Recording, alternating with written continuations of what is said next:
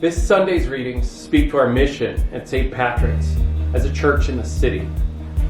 In the Gospel, Jesus teaches us to pray for God's kingdom, to beg for bread to feed our guests, to ask and seek and knock.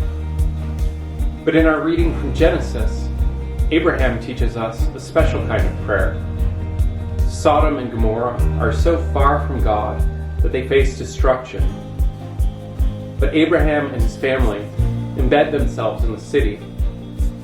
Abraham prays that his family, by bringing their innocence and their love of God into the midst of the city, can save the city from destruction.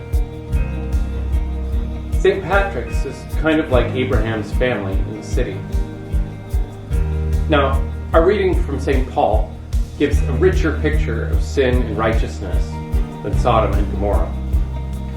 Paul tells us that for Christians, it's no longer about legal claims, about just following one rule or another and calling ourselves righteous.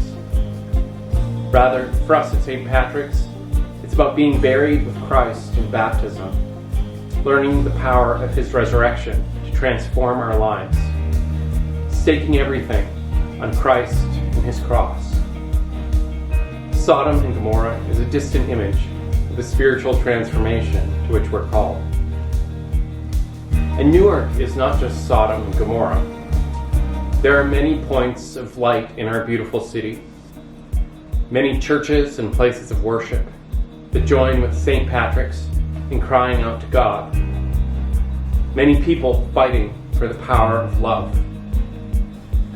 Maybe we can even think of ourselves as part of a mission to Newark where, rather than us being the few righteous in Newark, Newark is a place of righteousness in a state and a country that so often forget love of God and love of neighbor.